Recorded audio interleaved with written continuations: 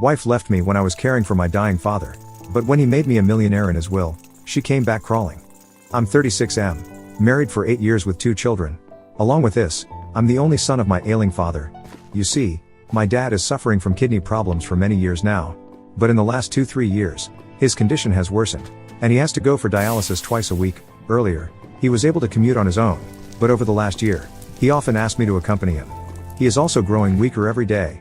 Now, I have made a routine for myself that I would be taking my father for dialysis every time. I don't want to leave him alone in this condition. He has to go for dialysis 2 days a week, so I have fixed Saturday and Wednesday. Saturday is my week off, so it's not a concern. For Wednesday, I got permission from my boss to leave early and then compensate for the remaining hours/work in the night after returning home from the dialysis. I have been working in this company for 10 years. My boss has seen me as a hardworking and loyal employee, so granting this special permission wasn't a big deal for him. However, the problem was at home with my wife, Avril, 34F. When she got to know that I would be taking my dad for dialysis twice a week, she got upset. She didn't like it when I used to take him occasionally, but she never expressed her displeasure up front. Now that I had taken up the responsibility diligently, she could not stop herself. She said that there's no point wasting my time on my father because whatever I do, he was never going to be impressed by me. Well, here's a little context to this. My dad owned a merchandising business. He was quite well off and had acquired decent wealth. He wanted me to take over his business, but I was passionate about something else. I wanted to get into technology. I was enthusiastic about coding and creating software, so after school, when Dad wanted me to take up some business or management courses, I took up a software degree. He was still fine with that until I was willing to join his company. However, after completing my graduation, I started working for a renowned tech firm. Dad wasn't happy that instead of taking forward his legacy, I was working for someone else. He kept asking me to join his business, and I kept stalling it. After my marriage, Dad asked me the final time if I wanted to join, and I said no. Dad got furious and said he would give all his wealth to the charity, and I wouldn't get a penny. I still didn't budge from my decision. You see, I was earning well even at that age. I bought a car and my own house at the age of 29. I was pretty confident that I would be able to lead a decent life even without his wealth. I told him that I didn't need his money and could build wealth on my own. Our relationship soured after that point. 5 years back, Mom passed away due to cardiac arrest. It was devastating for Dad. You see, I moved out of the house at 17 for my college. Then, I got a job, and I started living on my own. The only companion Dad had was Mom, and losing her was the most devastating thing for him. That's when our bond rejuvenated. I started visiting him often and used to take my kids to play with him. Eventually, he stepped down from his company and gave it to a trust to run. My wife, Avril, was never close to my parents. Until my mother was here, Avril used to avoid visiting my parents, saying that my mother was too nosy in our lives and they didn't get along with each other. When my father announced that he would remove me from his will, Avril started openly criticizing my parents for being mean and evil. I insisted she stay away from my relationship with my parents, but she always stepped in and said it was something that was going to affect our future, especially our children's. I assured her that ours and our children's future are secure irrespective of Dad's wealth, but she was not willing to understand that. Now, coming to the current situation, Avril created a fuss when she got to know that I would be accompanying Dad for dialysis twice a week. Initially, I tried to make her understand that Dad had no one but me. He has lost his parents long back. Though he has an elder brother, he lives in the other end of the city and rarely visits Dad. Dad has become very lonely after Mom's demise, and in this condition, I cannot abandon him. But my wife refuses to understand this. Of late, she had made my life miserable. Every Saturday, she comes up with some plans. Either it is hosting a party at the house, deep cleaning the house, outing with the children, or as stupid as grocery pickup. I made her understand that she can plan anything she wants on Sundays because, on Saturdays, I have to take Dad for dialysis. But she continues with her plans and then later rebukes me for being late or missing it. I had to rush to my dad to pick him up, then take him to the dialysis center, and after it was done, I dropped him and ran back home to her sarcasm and tantrums. It is not just about Saturday.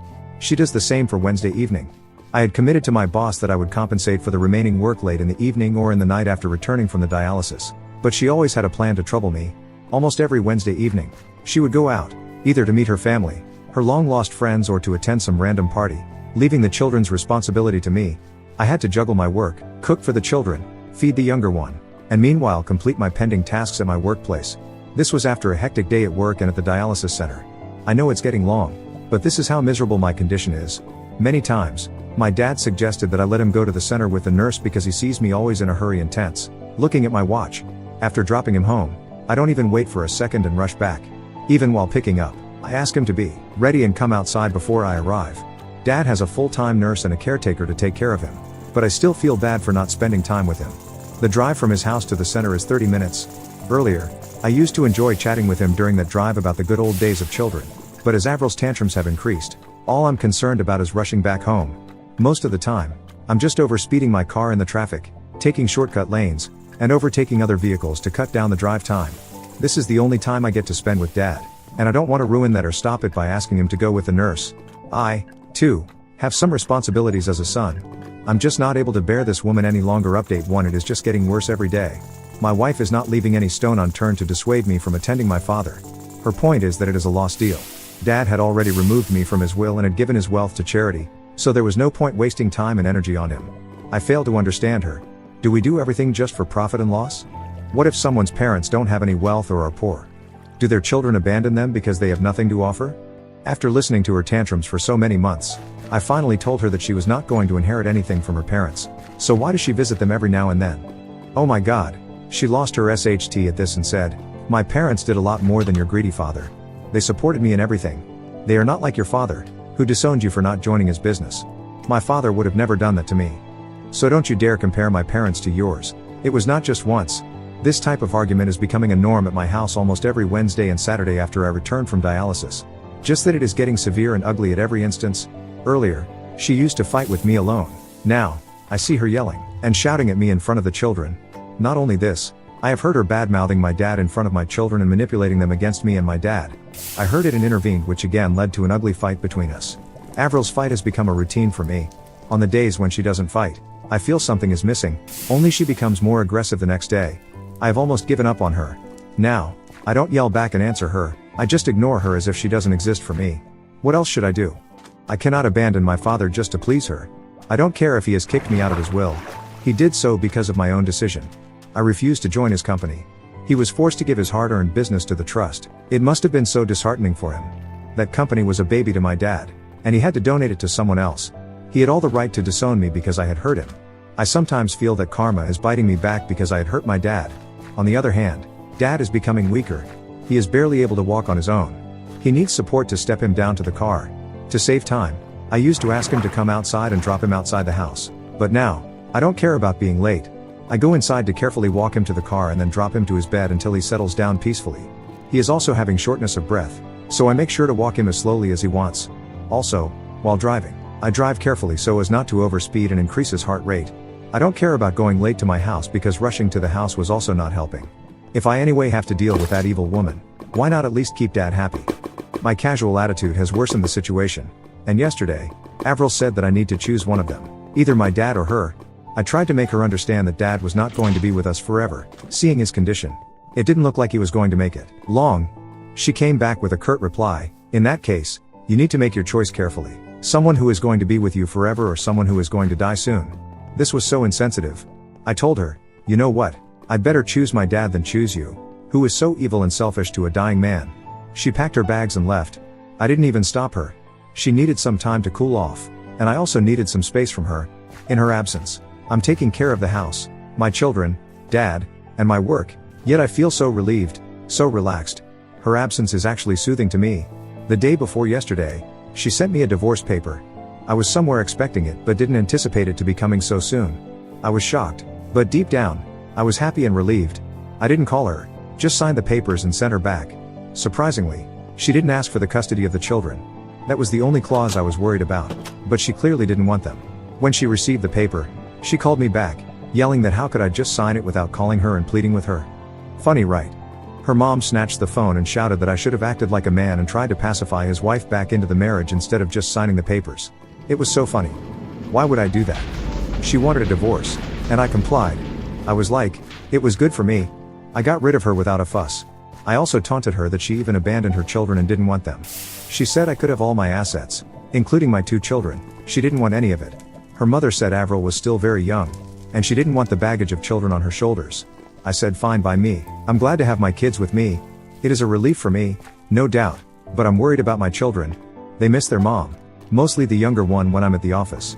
It is difficult for me to manage all the responsibility alone, but I hope I'll be able to sail through this. Update 2. It's going to be a shorter update. So, I shifted to Dad's house along with my children. It is a great move. I must say thanks to everyone for the lovely suggestion. It worked out. Moving with Dad was good for all of us. Dad got the company of my children, and they got their grandpa to play with. Dad had a full-time caregiver who was ready to take care of my children on a raise. Why not? Someone to take care of my children under my dad's supervision? The best deal, right? It is such a happy feeling to see Dad playing and laughing with my children and them enjoying themselves with their grandpa. Avril didn't think this to be coming. She wanted to make my life miserable by divorcing me. She thought I would not be able to juggle all the responsibilities together, taking care of the children, my dad, house, and work. But you see, all is set perfectly. I'm definitely having the last laugh. The divorce was the best thing ever, lol. Update 3. It's a sad news. Dad passed away last week in his sleep. He went to bed, happy and content after playing with my children, and never woke up again. The doctor said he died peacefully. The doctor, his nurse, and even his caregiver said Dad was happy after I moved in with him. And it actually increased his lifespan to these many months. He was already on the verge of giving up before I moved in. It is very sad to lose your only parent, but I'm glad that he got to spend the last few months of his life happily. My children are also very sad to lose him, but Dad has imparted good values to them. They say that Grandpa used to teach them to accept reality and move on. Life never stops for anyone. I feel so proud to hear such good things from them. They are indeed my strength in this moment of despair. But there is one more shocking news that came after Dad's demise. Dad's lawyer reached out to me, asking me to come over to his office to reveal Dad's will. I said it wasn't required. Dad had already told me that he had given all his wealth to the trust, so I'm fine with that, and he can proceed with the paperwork to transfer everything to them. I asked him if I needed to vacate Dad's house because I was guessing that also was given to the charity trust. He laughed at me and asked me to just come over. When I went there, I found the trust members were already present. The lawyer had called them as well. When the lawyer started reading the will, I was in tears. Dad has actually willed me as heir. All his business, his house, his wealth was for me. I asked the lawyer if this change was made recently. I thought he made this change after I started taking care of him. The lawyer smiled and said, I was always his heir, and the will was never altered. I was inconsolably crying that my dad never abandoned me. Maybe he threatened to disown me so that I could take forward his business and his legacy. I was still crying when Dad's attorney pacified me. I said it kills me from inside that I hurt my dad all his life, but he always cared for me. The lawyer said that Dad was actually very proud that I didn't give up on my passion under his pressure and that I was happy to lose my generational wealth to pursue my passion. Dad was very proud of me. The lawyer said that I'm the decision maker of the business, and if I want, I can take the company back from the trust and run it myself. I'm thinking of doing that. I did whatever I wanted to do. Dad indirectly supported me. Now, it was my time to pay him back. I'm thinking of taking it back from the trust and scaling it to the level Dad wanted his business to fly. I came back home and told my children about their grandpa's will. He has given some portion of his wealth to my children as well after they turn 18. Today, we went to his grave with some flowers and spent some time in serenity. It is a very emotional phase for me. Update 4.0. You know, the ants came back running on seeing the sugar candy. A month later, to Dad's demise, I started taking over his business and other community service work. First of all, I quit my job and took over the business. Then I rented my house because my children and I decided to live at my parents' house. They feel connected to their grandpa in this house. This house has my childhood memories, so I also don't want to leave it. With this news that I had inherited my father's $1 million wealth, I got many visitors at my house, long-lost relatives, friends, and neighbors, but the most surprising visitor was my ex-wife, Avril, and her parents. They entered the house sobbing that they didn't know about my father's demise, or else they would have attended the funeral. Her parents went on to say all good things about my dad. Avril hugged the children and cried about how much she missed them. I asked her if she missed them so much, and why didn't she visit them in the last 7-8 months. She said she went to our house, but it was locked. What a BS. I was like, weren't you worried about your children when you saw the house was locked? Didn't you feel it necessary to contact me and check if the kids were fine? She had no answer. Her parents were like, let's forget whatever has happened in the past. Now that my father was gone, the children would be left alone in the house when I was at work. They need a mother, so it was better that we reconcile. I laughed at their face at this suggestion. The children needed her the most when she left them to me. Now, the children have gotten used to her absence, and I don't want her back in my life. She started crying. Her parents left us alone. She held my hands and pleaded with me for reconciliation. She said she loved me and missed being with the children. I laughed and said, you know what? You don't love me. You love the wealth my dad left to me. You and your greedy parents are here on my door just to leech on my money. I don't regret using those words for her parents because that's what they are. She also called my dad greedy and mean during our divorce. There was no way I was letting this woman have a penny from my dad's hard-earned money. She got offended that I had abused her parents. She said until now, she was pleading with me because she loved me, but now she would take what is rightfully hers. She didn't demand any alimony for the divorce, But now she needs half of my wealth, rather half of my dad's wealth. I told her she could do whatever she wanted. I'll destroy her but not give a penny. She abused me and left. I discussed this with my lawyer about this possibility. He said that her chances were slim. The divorce had settled a year before I got the inheritance. Besides, the children were with me, so there was no way she could get anything. But he also asked me to be careful about letting her spend time with the children. She could manipulate them and file for their custody and then later use them to demand money for their maintenance and all that. I couldn't be more thankful to him for this advice. I'm going to supervise their meeting. I'm also spending a lot of time with the kids these days to help them cope with the loss so that they don't run to their mommy for emotional support. I've undertaken my dad's company, so it gives me a lot of flexibility to manage my well-being and personal life. I'm planning to take the kids on a vacation in the Bahamas. Yeah, why not? They deserve this lavish vacation. No, it's about overspending my dad's wealth. I could have also afforded it, but I didn't have the time earlier, juggling work and taking care of dad. Now that I can, I want to take them out. As far as Avril is concerned, she hasn't contacted me since their last visit. I think she is busy knocking on every lawyer's office to file a suit against me.